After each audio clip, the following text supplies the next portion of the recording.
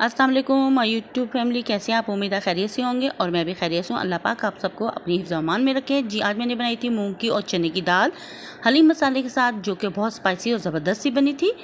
इसके इंग्रेडिएंट्स आपके साथ शेयर करती हूँ। 2 टमाटर लिए थे मैंने, 1 कप मैंने चने की दाल, 1 कप मैंने मूँग की दाल जिनको मैंने अच्छी तरह धो के भिगो दिया हुआ था, और एक बड़े साइज़ का प्याज, 8-10 सब्ज़ मिर्चें और 1-1 टेबल स्पून मैंने लहसुन अदरक का पेस्ट लिया था, और 1 प्याली मैंने ऑयल लिया था। उसमें मैंने साबुत गोल मिर्च, काली और लाल मिर्च शामिल करके इसको सोते किया, थोड़ा सा ज़ीरा डाल के। उसके बाद मैंने इसमें प्याज शामिल कर दिया और प्याज को मैंने सोते करते हुए गोल्डन किया।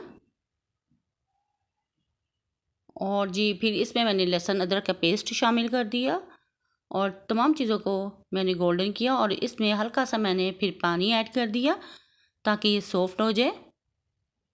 जी सॉफ्ट होने के बाद फिर इसमें मैंने टमाटो और सब्ज़ मिर्चें ऐड कर दी, और इसको भी मैंने फिर अच्छी तरह से मिक्स किया। और इसके बाद फिर इसमें मैंने स्पाइसेस शामिल कर दिए। 1 टीस्पून मैंने इसमें नमक शामिल कर दिया, 2 टीस्पून इसमें मैंने रेड चिली पाउडर ऐड कर दिया, और 1 टीस्पून इसमें मैंने चिली फ्लेक्स और 1 टीस्पून इसमें मैंने हल्दी ऐड कर दी। आप अपने टेस्ट के मुताबिक मसाले ऐड कर सकते हैं। जी तो फिर इसको मैंने मिक्स किया। मिक्स करने के बाद फिर इसको मैंने 5 मिनट के लिए स्टीम में छोड़ दिया, और जब ढक्कन हटाया तो टमाटर गल चुके थे और मसाला सारा मिक्स हो चुका था। तो फिर इसकी अच्छी तरह से मैंने भुनाई कर ली, और जब मसाले ने ऑयल छोड़ दिया तो मूंग और चने की दाल जो मैंने भिगो के रखी थी धोकर अच्छी तरह से, फिर वो मैंने इसमें ऐड कर दी। थोड़ी थोड़ी करके मैंने तमाम इसमें शामिल कर दी और साथ साथ हिलाती रही चम्मच की मदद से। तो जी फिर मेरे पास हलीम मसाला पड़ा था, वो मैंने दाल में ऐड कर दिया, और इसको ऐड करने से ये होता है कि इसका टेस्ट ज़बरदस्त सा दाल का बन जाता है, बिल्कुल चेंज हो जाता है और बहुत मज़े की दाल बनती है। आप इसको चावलों के साथ भी खा सकते हैं और नान के साथ, परांठे के साथ भी खा सकते हैं।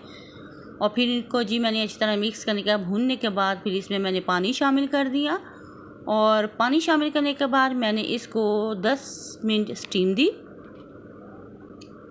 और स्टीम देने के बाद जब मैंने ढक्कन उतारा तो दाल गल चुकी थी और मिक्स हो चुकी थी।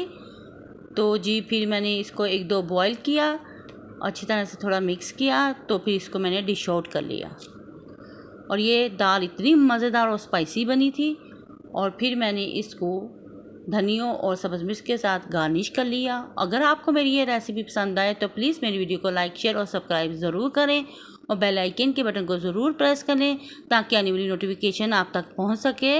और ये रेसिपी बहुत इजी और क्विक से बनने वाली है। एक दफ़ा आप ट्राई करें, आप बार बार बनाएंगे। तो नेक्स्ट वीडियो तक के लिए दे इजाज़त। अल्लाह हाफिज़ और अल्लाह निगहबान।